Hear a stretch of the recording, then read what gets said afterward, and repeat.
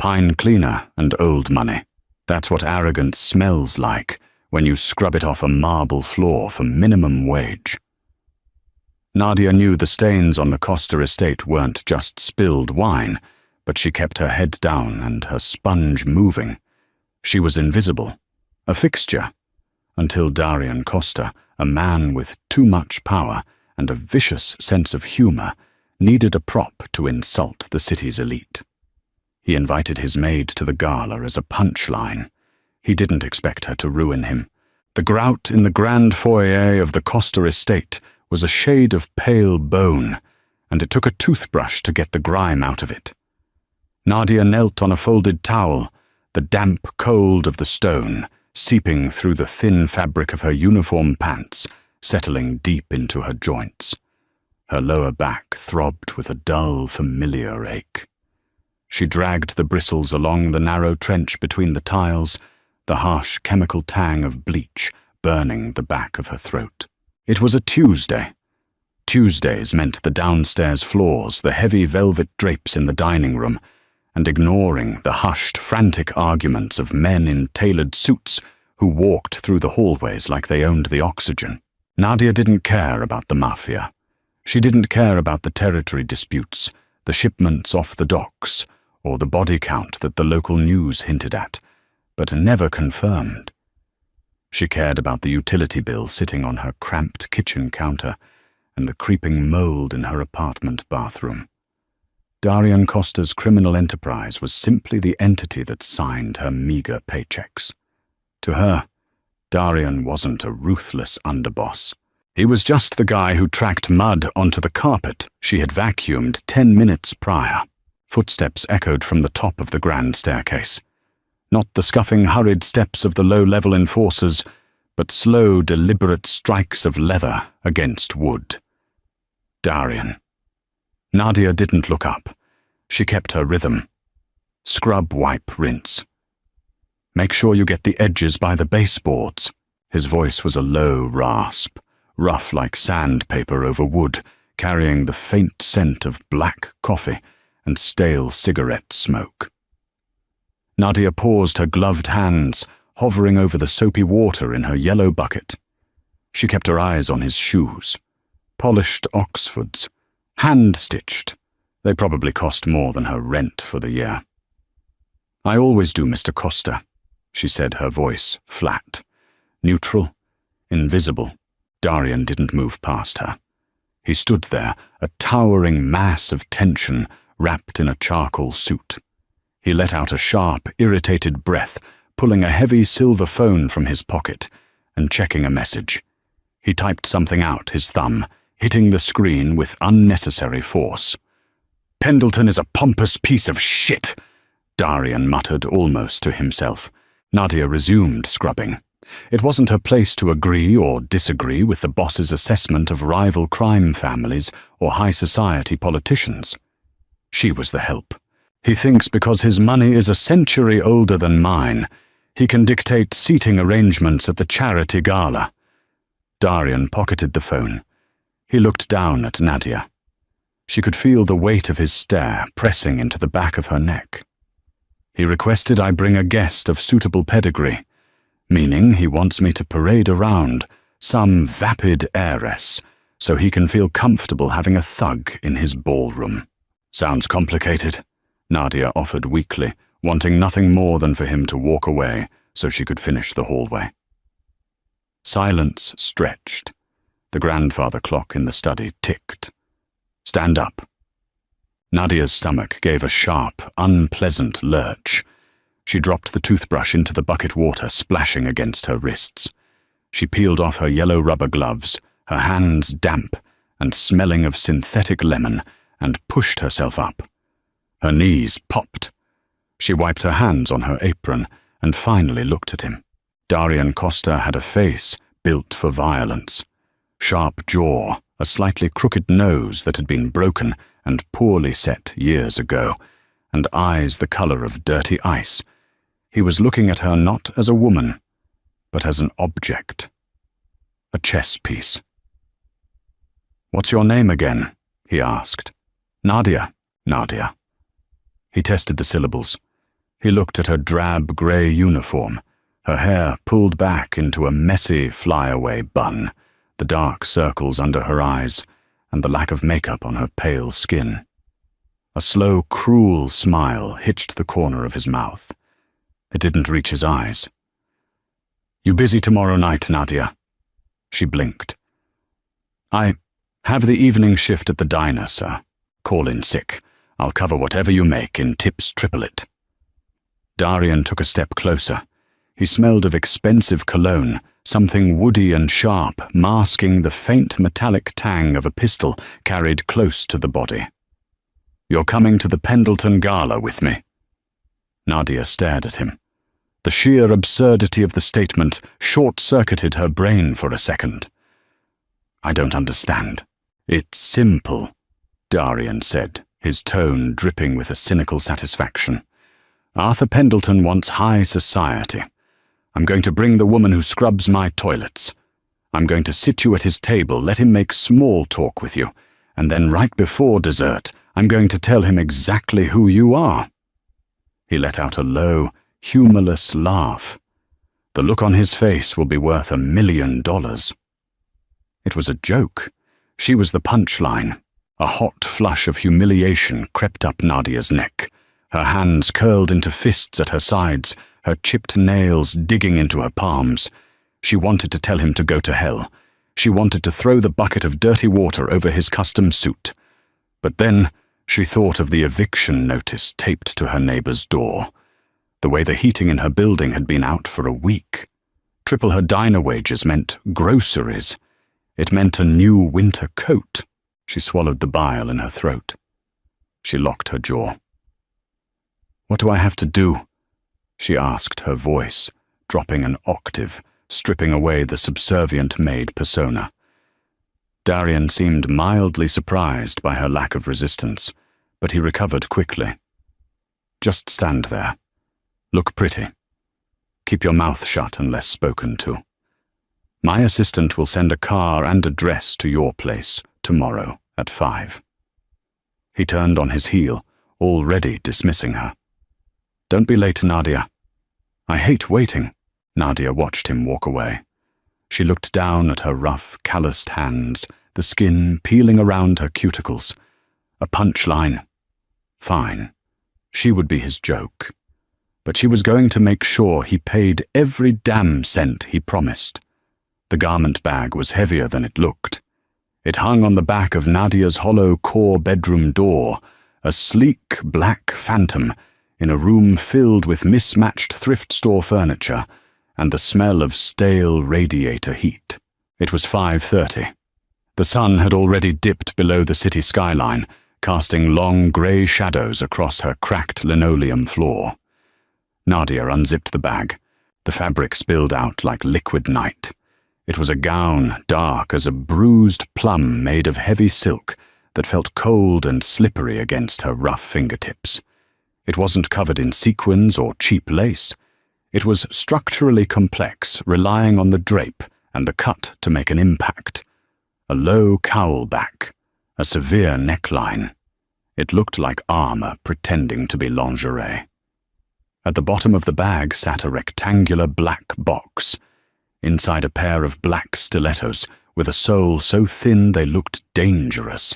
"Arsehole," Nadia muttered to the empty room. Darian hadn't just sent a dress. He had sent a costume designed to make her feel entirely out of place. He wanted her to look like she was playing dress-up. She stepped into her bathroom, the fluorescent light flickering overhead and buzzing like an angry wasp. She turned on the shower, letting the water run until it turned lukewarm, the best this building could offer. She scrubbed herself raw with a cheap bar of soap, trying to get the lingering smell of the Costa Estate's lemon pledge out of her pores. She washed her hair, letting the suds run down the drain, watching the dirt of her daily life wash away. Stepping out, she dried off with a towel that was more thread than terry cloth. She sat on the edge of her mattress and began the painstaking process of applying the meager makeup she owned. A foundation that was half a shade too light. A mascara tube she had to run under hot water to get the last clumps out. a deep, dark red lipstick she had bought for a funeral 2 years ago. She pulled her hair back. Not the messy bun of the Maid, but a severe, slicked-back knot at the base of her neck. It pulled the skin of her face tight, emphasizing the sharp angles of her cheekbones and the hollowness beneath them. Then came the dress. Nadia stepped into the pool of silk. She pulled it up over her hips, holding her breath as she reached back to pull the hidden zipper. It slid up with a soft, metallic whisper. She turned to the cheap warped mirror bolted to the back of her closet door. The woman staring back at her was a stranger.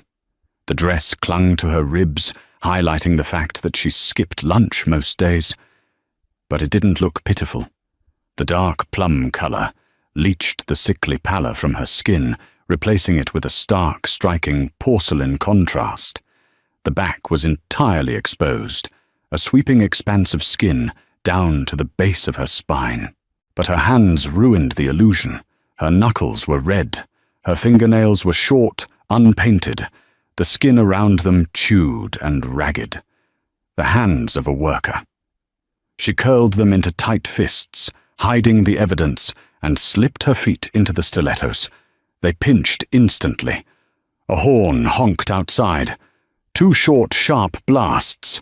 Nadia grabbed a worn black trench coat, the only coat she owned, and walked out, locking the deadbolt behind her. The street was dark, the air biting cold. A massive black town car idled at the curb, its exhaust pluming in the freezing air. The back door opened as she approached. She slid into the cavernous back seat. It smelled intensely of new leather and Darian's sharp cologne. He was sitting in the far corner, a tumbler of amber liquid in one hand, the ice clinking softly as the car shifted into gear. He was wearing a tuxedo. The stark black and white made him look harder, more angular, less human. He didn't look at her as she settled into the seat, pulling her cheap coat tight around her shoulders. "You're late," he said to the window. "Your driver got lost." She lied, her voice steady. Darian finally turned his head. His eyes dragged over her.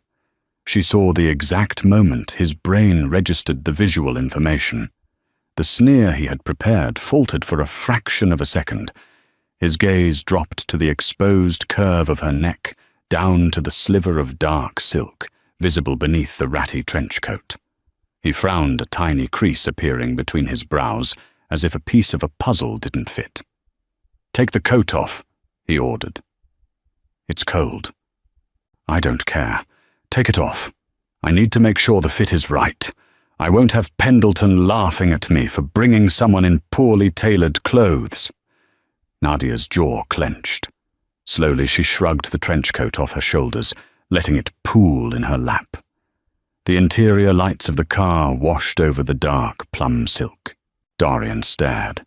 The silence in the car grew thick, heavy enough to choke on. The ice in his glass stopped clinking. His eyes tracked from the sharp cut of the neckline up to her severe hair and finally to her face. He was looking for the scared, submissive Maid. He was looking for the punchline. Instead, Nadia looked back at him, with a gaze as dead and cold as the winter outside. She didn't fidget. She didn't shrink. She just sat there, encased in his expensive silk, radiating a quiet, venomous hostility. Darian swallowed. He looked away, clearing his throat, his grip tightening on his glass. "It will do," he muttered, though his voice lacked the biting edge it had in the hallway yesterday. The rest of the ride was spent in suffocating silence. The streetlights flickered across Darian's face in rhythmic pulses. Nadia stared straight ahead, focusing on the pain in her toes to keep her heart rate down. She was terrified. She was walking into a room full of monsters holding the leash of the biggest one.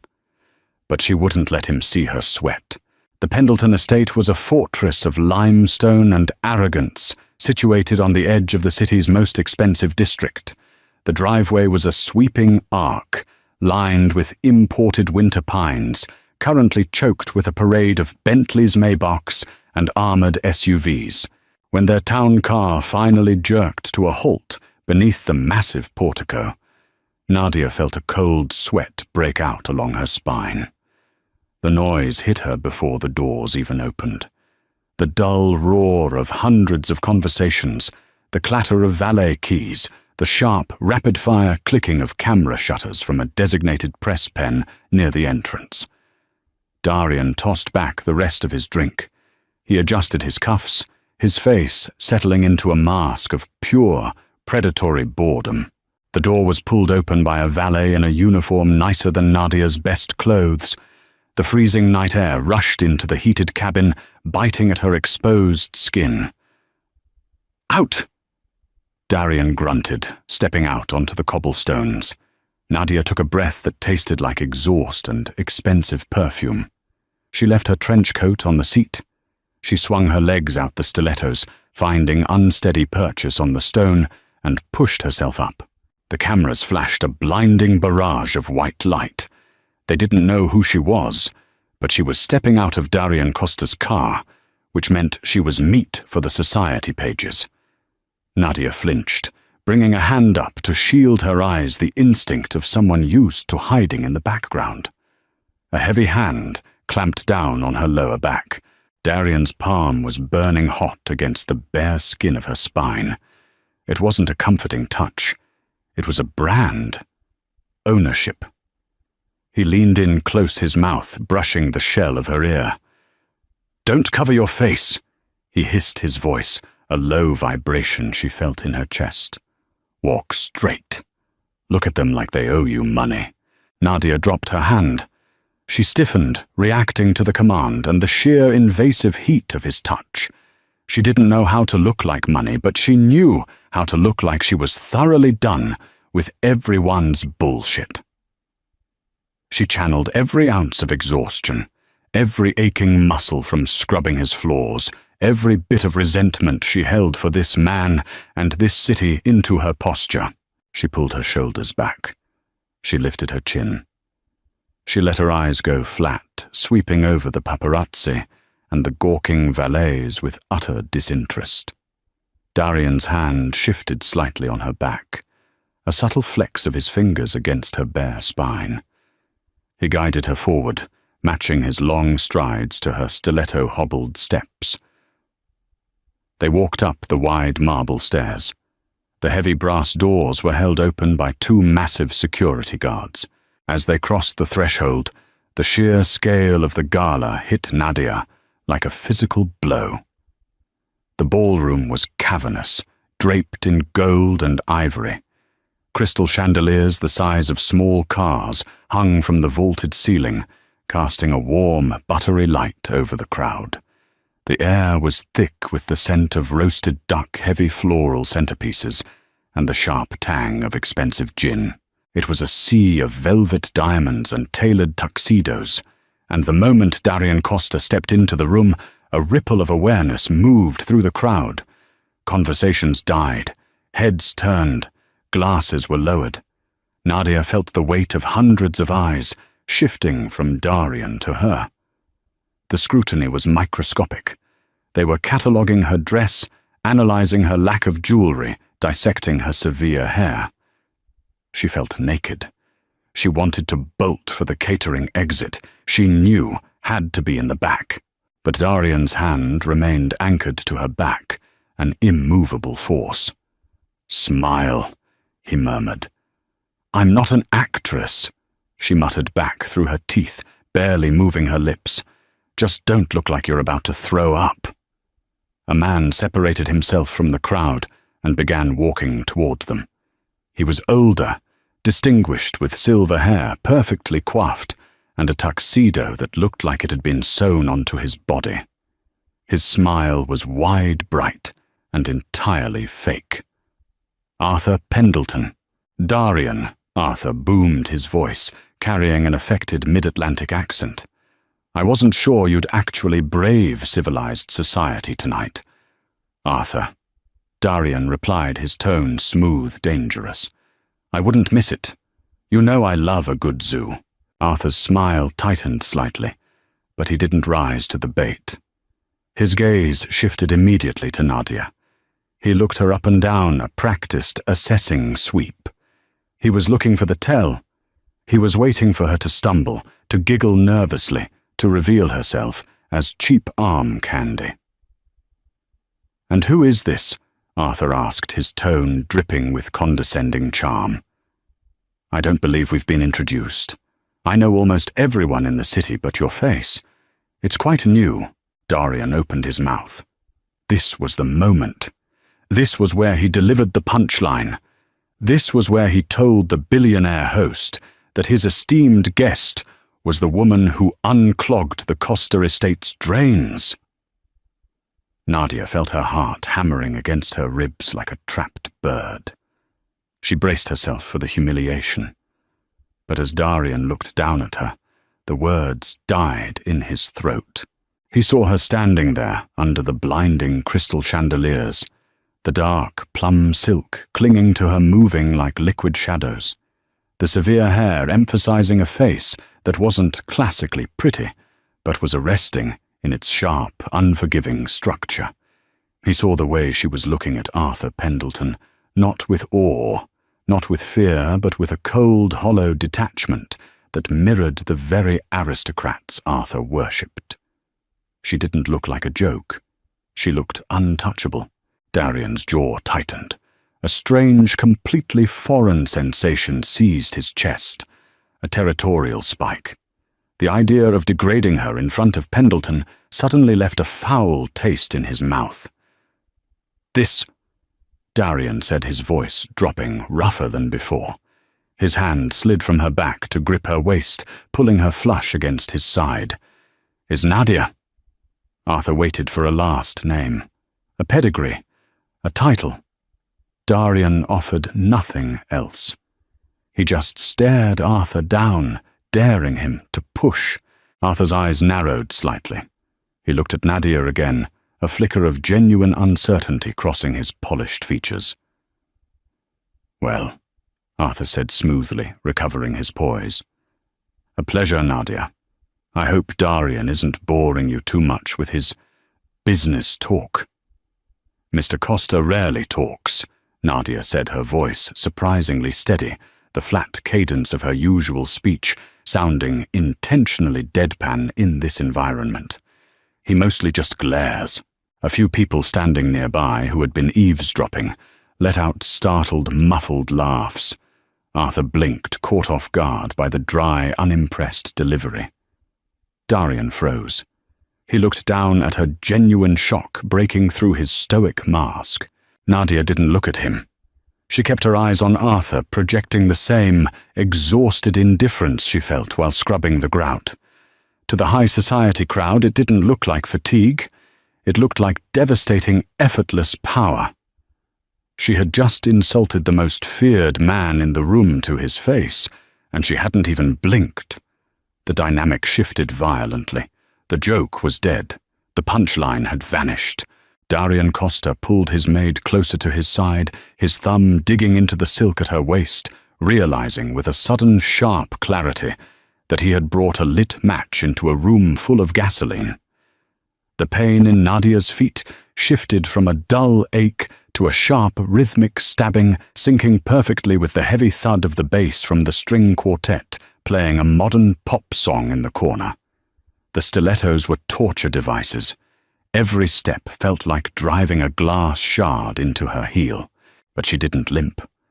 Limping meant weakness, and in the 2 hours she had been circulating this ballroom with Darian Costa's hand clamped to her waist, Nadia had learned one absolute truth about high society.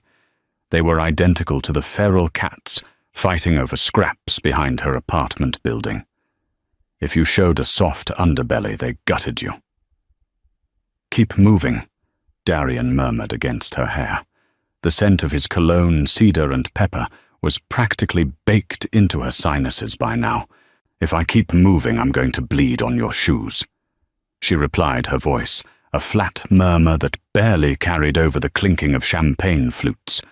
Darian's fingers twitched against the silk covering her hip. He didn't offer a reprieve, but his stride shortened by a fraction of an inch. A microscopic concession. He was off balance, and Nadia could feel it radiating off him. He had walked into this gala expecting a circus act. He wanted to parade his working-class Maid in front of the city's aristocrats, pull the rug out from under them, and laugh at their outrage. But Nadia had hijacked the joke. Her sheer exhausted apathy was being misread by every billionaire and socialite in the room as ultimate untouchable exclusivity. A woman in a sequined emerald gown intercepted them. She smelled overpoweringly of jasmine and gin. Her eyes were sharp, darting over Nadia's unadorned neck and the stark, severe lines of the plum dress. "Darian, darling," the woman purred, touching his forearm with manicured claws. "You've been hiding her. Who is this creature?" "Beatrice." Darian said, his tone perfectly neutral. "This is Nadia." Beatrice waited. Just like Arthur Pendleton had. When no pedigree was offered, her smile turned brittle. Just Nadia. How aggressively modern. "Tell me, darling, what do you do?" "Philanthropy, arts, curation." Nadia looked at Beatrice. She looked at the diamond tennis bracelet on the woman's wrist, easily worth enough to buy Nadia's apartment building and burn it to the ground for warmth. A hollow emptiness gnawed at Nadia's stomach. She hadn't eaten since 6 that morning, a heel of stale bread and black tea. The smell of roasted meats and rich truffle oil drifting from the catering doors was making the edges of her vision blur. "I manage waste," Nadia said. Beatrice blinked, her heavy false eyelashes fluttering. "Waste, you mean corporate acquisitions, trimming the fat off failing conglomerates." "Something like that," Nadia said, her eyes dropping back to the floor. "I scrub out the things people want to pretend aren't there." Beatrice let out a high, breathy laugh, completely misinterpreting the grim reality of the statement as a witty metaphor. "Oh, she's brutal, Darian. I like her. She has that dead-eyed European chic. Very avant-garde." Darian didn't laugh. The hand on Nadia's waist tightened, pulling her so flush against him she could feel the hard line of his holster through his tuxedo jacket. "Excuse us, Beatrice," Darian said, his voice dropping an octave. "We need to find our table." He steered her away, his grip borderline bruising. When they were out of earshot, he leaned down. "Manage waste," he hissed the words vibrating against her temple. "Are you trying to get me laughed out of this room?" "I answered her question," Nadia said, refusing to look up at him. "I didn't lie. If these idiots want to wrap my life in a bow and call it avant-garde, that's their problem, not mine." Darian stopped walking. He pulled her into a small alcove between 2 massive marble pillars, shielding them from the bulk of the crowd. The shadow of the pillar fell over his face, making the sharp angles of his jaw look like they were carved from stone. He stared at her. He was angry, yes. But beneath the anger was a turbulent, violent confusion. He looked at her pale skin, the dark circles under her eyes that the cheap makeup couldn't fully hide, the way her chest rose and fell in shallow, tight breaths. "You're shaking," he noted his voice, suddenly void of its usual biting sarcasm. "I'm starving," Nadia said bluntly. There was no point in lying. "I work on my feet for 10 hours a day, Mr. Costa. I clean your house. I work the diner grill. I don't eat caviar. I haven't had a meal today, and these shoes are taking skin off my heels. So excuse me if my performance isn't up to your standards." The words hung in the air, raw and ugly, a stark contrast to the glittering opulence surrounding them. Darian's eyes flicked down to her feet, then back up to her face. For a second, just a fraction of a heartbeat, the armor cracked. He looked like a man who had just realized he was holding a live wire. He didn't apologize. Men like Darian Costa didn't know the word. But he released her waist. "Wait here," he ordered. He turned and walked into the crowd. Nadia sagged against the cool marble of the pillar, closing her eyes. She pressed the palms of her hands against the freezing stone, grounding herself. She just needed to survive the dinner. 2 minutes later, Darian returned. In his left hand, he held a small, heavy, crystal tumbler of water. In his right, a linen napkin wrapped around something warm. He shoved them into her hands. Nadia looked down. Inside the napkin were 3 thick, warm rolls of bread from a passing catering tray. "Eat," he said, looking away, scanning the crowd as if standing guard. "Quickly, before the chimes ring for dinner." Nadia didn't hesitate. She tore into the bread, the soft, buttery carbs hitting her empty stomach like a revelation.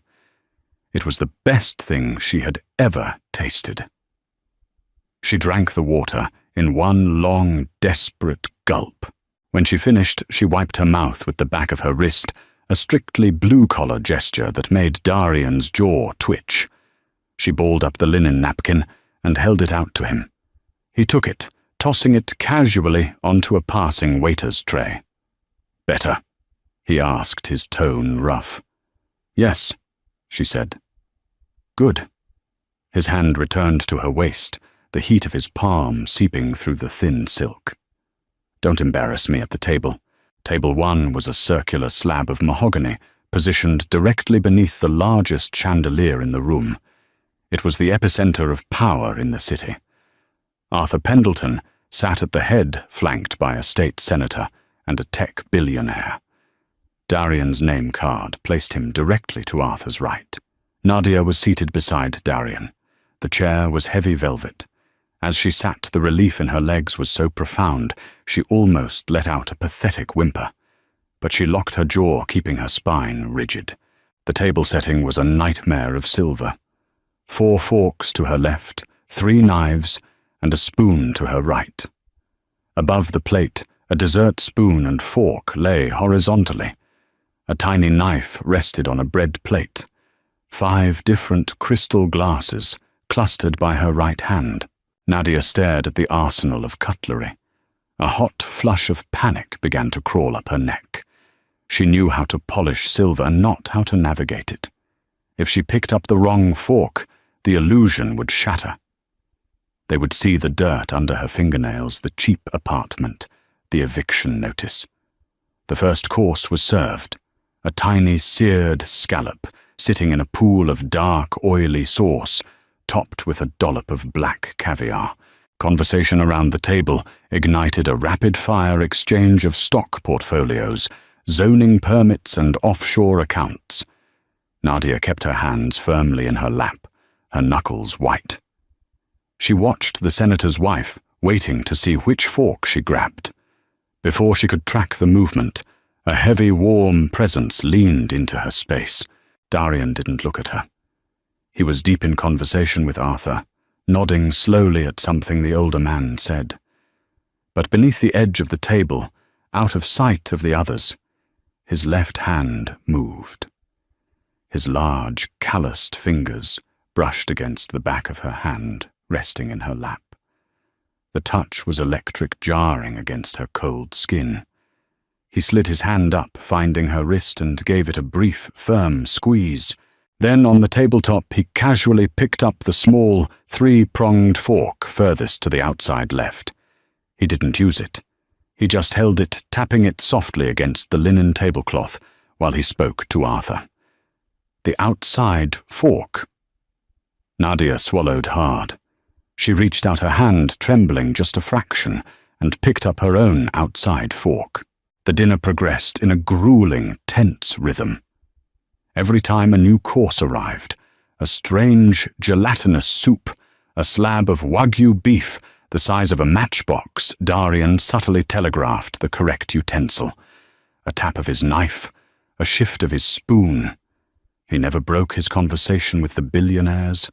He never looked at her. It was a silent, bizarre choreography between a mob boss and his maid, hidden in plain sight. It felt like control, but it also felt terrifyingly like protection. By the time the main course plates were cleared, the wine had loosened tongues. The tech billionaire, a man named Conrad, with slicked-back hair and a cruel smile, leaned across the table, fixing his gaze on Nadia. So, Nadia. Conrad slurred slightly, swirling a glass of deep red Bordeaux. Beatrice tells me you're in the waste management business. Sounds incredibly grim. The table quieted. Arthur leaned back, watching with sharp, predatory eyes. Darian went entirely still beside her. It pays the bills, Nadia said, her voice flat. But where does one acquire a taste for such a brutal industry? Conrad pressed a mocking lilt in his voice. Darian won't tell us a damn thing about your background. Where did you study? What's your family name? You sit here looking like a queen holding court, but you haven't contributed a single thought to the conversation all night. The silence at the table thickened into cement. Darian's hand moved from the tabletop, dropping down to his lap. Nadia felt the sudden absence of his presence beside her, the shift in his posture, signaling violence. He was going to end it. He was going to stand up, flip the table, or deliver the punchline. Nadia didn't let him. She met Conrad's mocking stare. She didn't blink. She thought about the mold in her bathroom. She thought about the smell of bleach. She thought about how much she hated these people who played with human lives like poker chips. I don't contribute Conrad because I find your conversation incredibly boring, Nadia said. Someone at the table choked on their wine. Arthur's eyebrows shot to his hairline. Boring. Conrad bristled his face, flushing dark red. Yes, Nadia said, her voice steady cold and echoing with the exhaustion of 100 double shifts. You talk about money like it's a game. You talk about zoning permits that will displace hundreds of families like it's a chess move. You ask about my pedigree because you need to put me in a box so you can decide if I'm worth your respect. She picked up her wine glass by the stem. Her chipped nail polish was suddenly visible in the harsh chandelier light. But she didn't hide it. I grew up on the east side. Nadia continued the truth, slipping out like a blade. I learned my trade on my hands and knees, scrubbing up messes made by men exactly like you. Men who think wealth makes them immortal. She took a slow sip of the wine. It tasted like ash and berries. I don't have a family name that matters, but I know exactly what you all look like when the lights go out. She set the glass down. The click of the crystal against the table sounded like a gunshot. Conrad opened his mouth, but no sound came out. Arthur Pendleton stared at her, an unreadable expression freezing his features. Darian Costa slowly picked up his scotch. He took a long, deliberate swallow. When he lowered the glass, he looked at Nadia. The anger was gone. The confusion was gone. In its place was a dark, consuming fire. The string quartet transitioned into a slow, melancholic waltz, signaling the end of the dinner service. Guests began to push their chairs back, migrating toward the dance floor or the open bars lining the walls. Nadia didn't wait to see if Conrad would recover his voice. She stood up. The sudden movement sent a spike of white-hot agony shooting up her calves from the stilettos. She didn't care. The air in the ballroom was suffocating, thick with the smell of roasted meat, expensive perfumes, and bruised egos. I need some air, she muttered to nobody in particular. She turned and walked away from table 1. She didn't look back to see if Darian followed. She just needed to be out of the heat, out of the light. She navigated the edge of the room, keeping her face blank, ignoring the stares and whispers that trailed in her wake. She found a set of heavy glass doors partially obscured by velvet drapes. She pushed through them, stepping out onto a sweeping stone terrace. The cold hit her like a physical blow. The winter air was biting, smelling of distant car exhaust and the metallic promise of snow. It was a brutal shock to her bare back, but it cleared the fog from her head. The terrace was empty. She walked to the stone balustrade, leaning heavily against it. Below her, the city sprawled in a grid of amber streetlights and crawling headlights. Nadia gripped the stone, her knuckles turning white. She had broken the rules. She had insulted a billionaire. She had likely cost Darian Costa whatever alliance he was trying to build with Pendleton. He was going to kill her, or worse, fire her. She let out a ragged breath that plumed into the freezing air. Slowly, painfully, she reached down. She unbuckled the thin, vicious strap of the left stiletto. She pulled it off. The relief was so absolute she nearly sobbed. She took off the right one. She stood barefoot on the freezing limestone flags. The cold seeped up through the soles of her feet, numbing the blisters and the aching arches. It was a sharp, grounding pain. Real pain. Not the manufactured discomfort of a silk dress and high heels. The heavy glass door clicked open behind her. The scent of cedar and sharp tobacco hit the air. Nadia didn't turn around. She dropped the stilettos onto the stone. "You can fire me tomorrow," she said to the city lights, wrapping her arms around her ribs in a vain attempt to stay warm. "Or you can tell your driver to leave me here. I'll walk home." Footsteps approached, slow, measured, leather against stone. Darian stopped right beside her. He didn't speak. He pulled a silver lighter from his tuxedo pocket and a crushed pack of cigarettes. The lighter clicked the flame, casting a harsh orange glow over his rugged profile. He took a drag, the cherry burning bright in the darkness.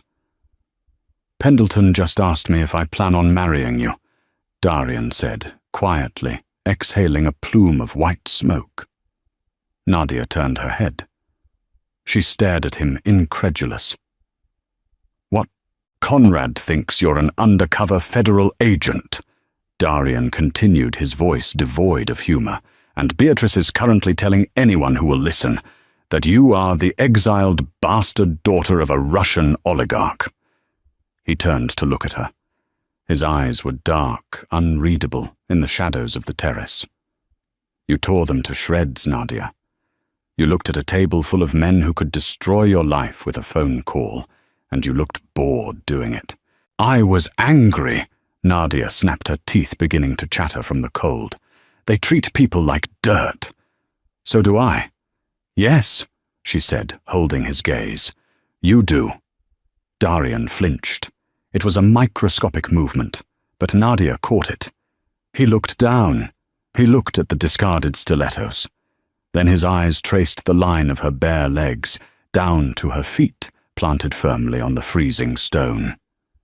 He noticed the blood. A small dark smear on her heel where the shoe had rubbed the skin raw. He swore softly under his breath. He took one last drag of the cigarette and flicked it over the balcony.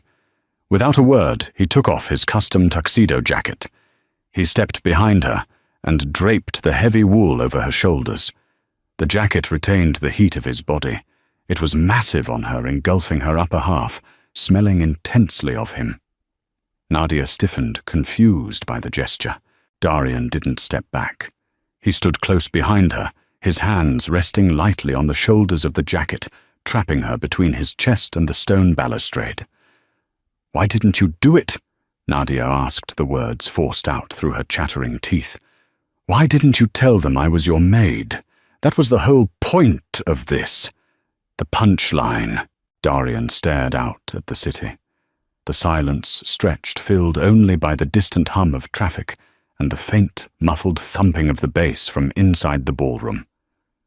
"Because," Darian said slowly, his voice dropping to a low, raw rasp. "I realized halfway through the night that the joke was on me." He stepped closer, the space between them vanishing. He reached down his large hand, gently taking one of hers. He didn't look at the city anymore. He looked at her hand, at the short, unpainted nails, at the rough calluses on her palms from gripping the mop handle, at the redness around her knuckles from the bleach. He ran his thumb over the callus on her index finger. The contrast was staggering, his immaculate, manicured hands, clean except for the blood he washed off in private, and her rough, battered hands stained by the honest, brutal labor of keeping his world clean. "They don't deserve the truth about you," Darian murmured, his thumb still tracing the rough skin of her palm. "You're the only real thing in that room." Nadia's breath hitched. The cold had vanished, replaced by a suffocating, dangerous heat.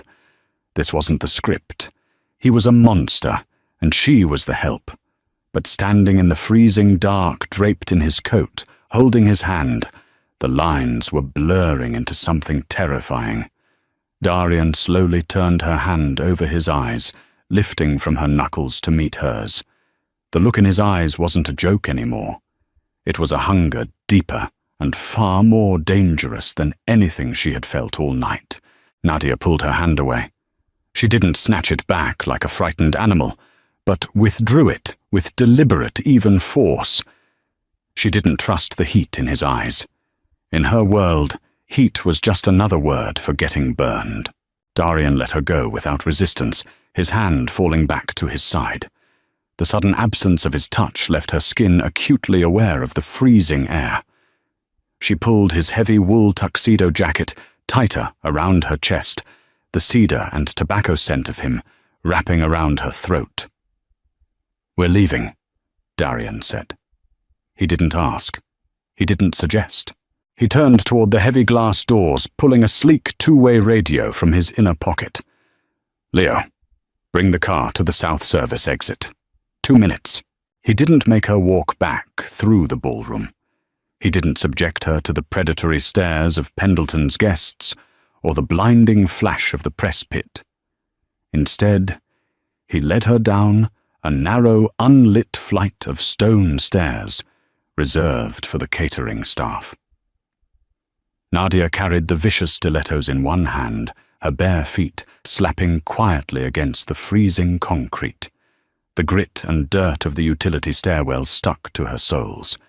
It felt infinitely more familiar than the Persian rugs upstairs. The town car was idling in the alleyway, exhaust pluming white in the dark. Leo, a broad-shouldered driver with a scarred neck, had the back door open before they even cleared the shadows. Nadia slid into the back seat. The heater was blasting the sudden rush of warm air, making her shiver violently as her body desperately tried to regulate its temperature. Darian got in beside her. The heavy door slammed shut, cutting off the city noise, sealing them in a soundproof leather vault. "The estate boss?" Leo asked, his eyes catching Darian's in the rearview mirror. "No," Darian said, his voice exhausted. "The downtown penthouse." Nadia's head snapped toward him. "My apartment is on 43rd. "Your apartment has no heat, Nadia," Darian said, leaning his head back against the leather headrest and closing his eyes. "You told me yesterday the radiator was dead. You're half frozen. You haven't eaten a real meal, and your feet are bleeding. You are not going back to a freezing box tonight. I am not your charity case." She snapped, the adrenaline of the evening souring into defensive anger. "You paid me for a job.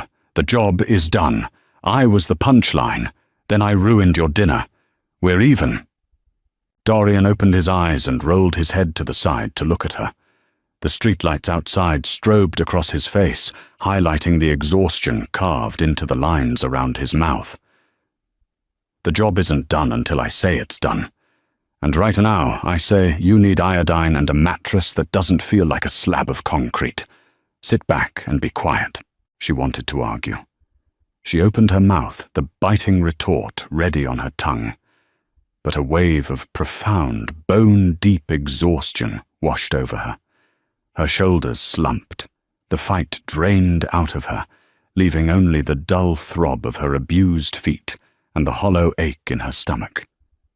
She turned her face to the tinted window, watching the blur of neon lights, and let the silence take over.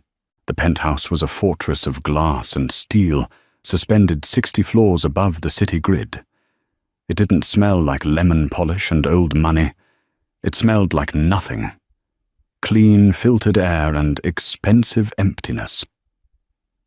Darian bypassed the massive living room, steering her directly down a wide hallway, illuminated by soft, recessed lighting. He pushed open the door to a guest bathroom that was larger than her entire apartment. The floor was heated marble. "Sit!" He pointed to the edge of the sunken garden tub. Nadia sat.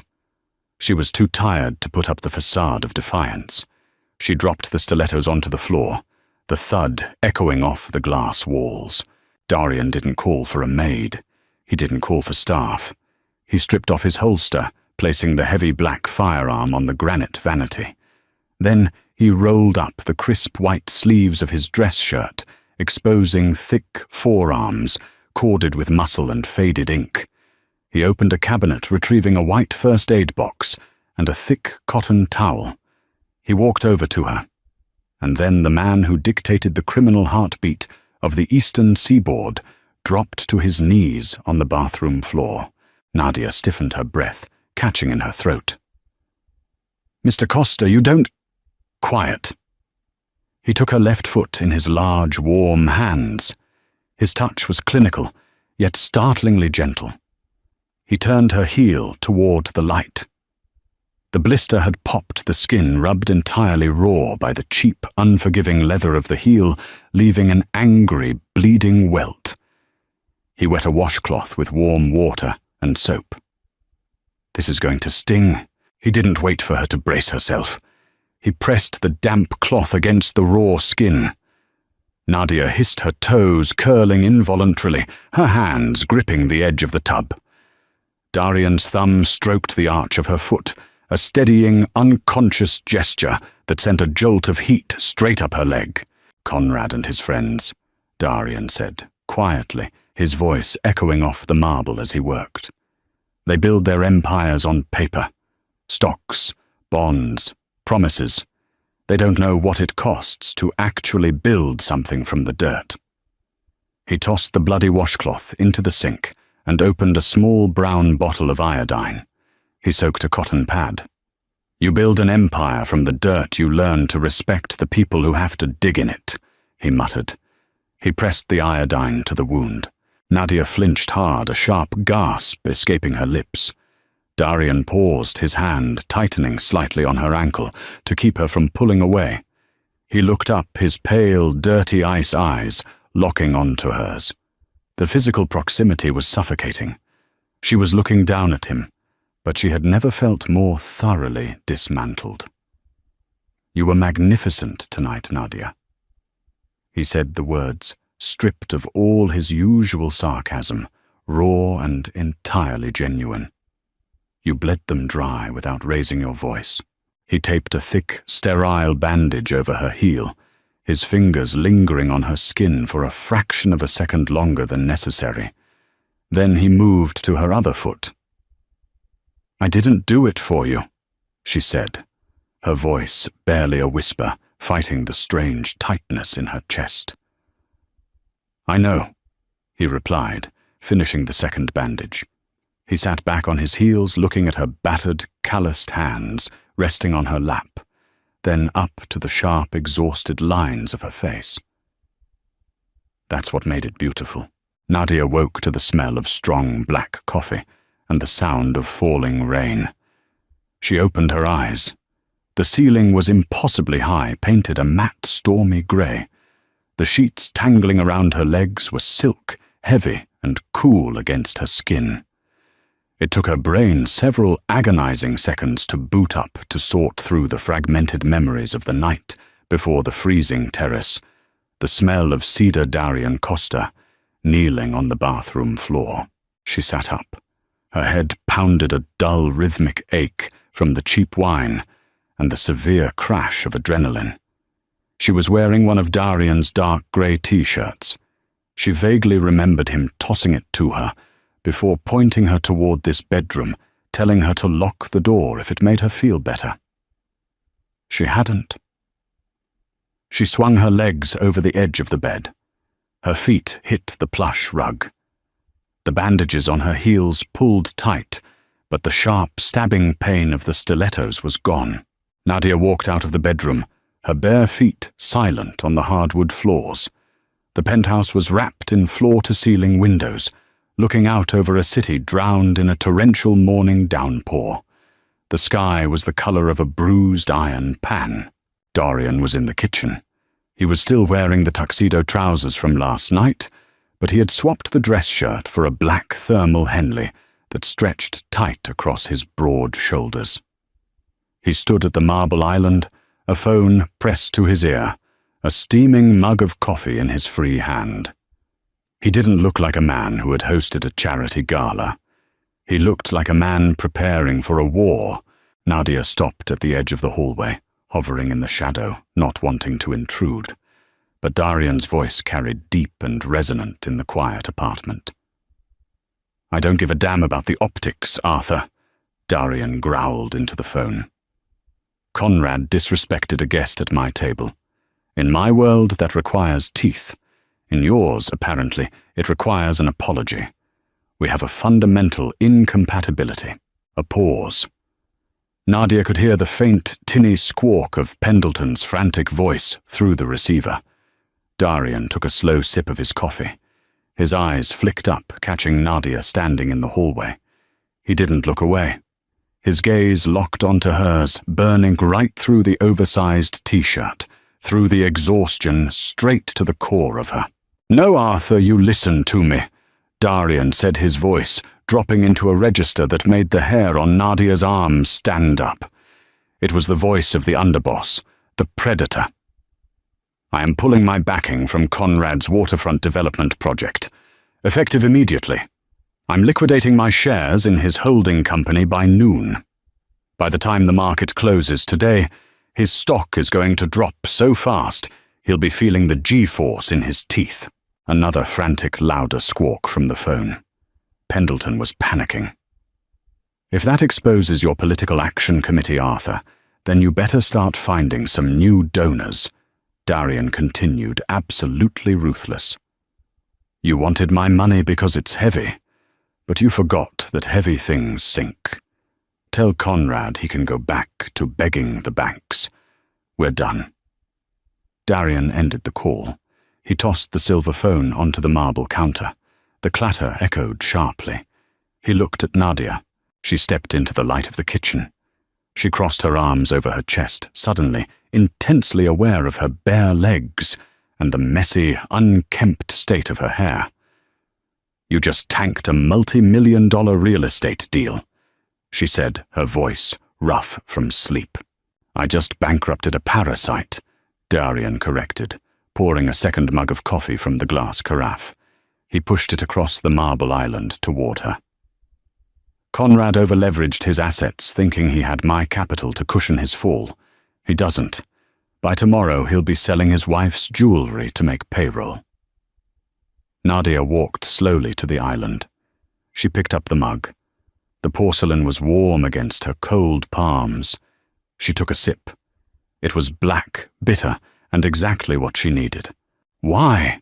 she asked, looking at him over the rim of the cup. "You brought me there to humiliate them. You were going to use me as a prop to prove a point.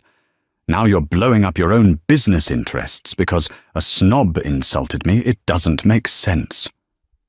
"It makes perfect sense," Darian said. He leaned his forearms on the counter, closing the distance between them. "I brought a maid to a gala to mock them. But the woman sitting at that table wasn't a maid. You looked at Conrad like he was nothing. You looked at a room full of power and saw straight through the rot. You did in 5 minutes what I've been trying to do to these aristocrats for 5 years. You made them bleed." He reached out his thick fingers, lightly tracing the rim of her coffee mug, stopping a fraction of an inch from her knuckles. "They construct these elaborate games, these mazes of etiquette and wealth, to make themselves untouchable," Darian said quietly. "And you just took a sledgehammer to the glass. You don't care about their rules, Nadia. You're real. You survive. And I suddenly realized I'd rather lose a $10 million deal than let a cheap suit Disrespect, the only genuine thing I've encountered in a decade. Nadia stared at him.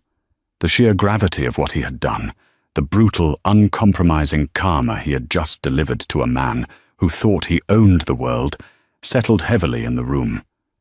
It wasn't romantic in any traditional sense. It was violent, calculated, and terrifyingly protective. "So," she said, her voice barely above a whisper, "Conrad loses his waterfront, Pendleton loses his funding. And they learn," Darian finished, his eyes darkening, "that the help occasionally bites back." The rain hit the massive floor-to-ceiling windows in heavy rhythmic sheets, blurring the city skyline into a smear of grey and slate. Inside the kitchen, the air was thick, charged with the kind of static electricity that precedes a lightning strike. Nadia set her coffee mug down. The click of the ceramic against the marble sounded unnaturally loud. She looked down at her hands. The calluses were still there. The bleach stains around her cuticles hadn't magically washed away in the expensive shower. She was still Nadia. And the man standing across from her was still a monster who destroyed lives with a phone call. "I need my clothes," she said, breaking the heavy silence. "My uniform. My trench coat." Darian didn't move. He watched her carefully. "They're in the laundry room. Leo had them cleaned last night." He paused. "You don't need the uniform anymore, Nadia." "I have a shift at the diner at 4, she replied, keeping her tone flat, practical. "And Tuesday is the downstairs floors at the estate." "You're not scrubbing my floors anymore," Darian said, his voice hardening. It wasn't a suggestion. It was an edict. Nadia's head snapped up. Her eyes flashed with sudden fierce pride. "I told you I am not your charity case. You think because you put a bandage on my foot and ruined a billionaire's day that I'm just going to move in here and be your kept woman. I earn my keep. I don't owe you anything. I never said you owed me." Darian shot back, stepping around the kitchen island. He invaded her space, his towering frame casting a shadow over her. He stopped just inches away, so close she could feel the heat radiating off his chest, could smell the sharp tang of coffee on his breath. "And I would never insult you by treating you like charity." Nadia stood her ground, tilting her chin up to meet his glare. "Then what is this, Mr. Costa? Because I don't know the rules of this game." "There is no game," Darian said, his voice dropping into a low, raw register. "I watched you last night. I watched you navigate a shark tank without spilling a drop of blood. You have a spine made of iron and a mouth that could cut glass. You see things, you see the angles, the rot, the weakness in people. You saw through Arthur. You saw through Conrad." He leaned in closer, his gaze dropping to her lips before snapping back up to her eyes. "You see through me." Nadia's breath hitched. She couldn't deny it. She knew the violence he was capable of, but she also knew the surprising stark gentleness of his hands on her bleeding feet.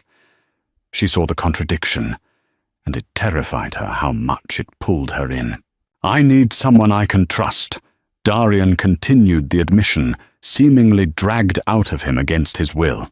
"In my organization, everyone smiles at me because they're terrified or because they want a piece of the pie. I am surrounded by yes-men and jackals. I need someone who isn't afraid to look me in the eye and tell me when I'm being a fool. I need someone who understands the dirt." He raised his hand. He didn't grab her. He just lightly ran the back of his knuckles down the side of her cheek.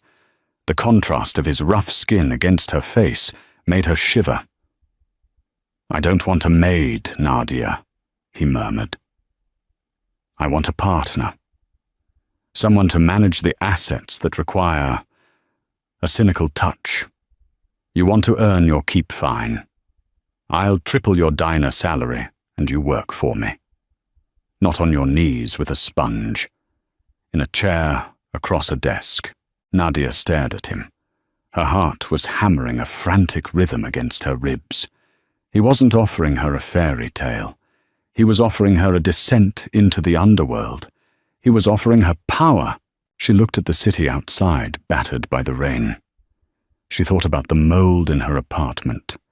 She thought about the endless numbing ache in her lower back from hauling yellow buckets of dirty water.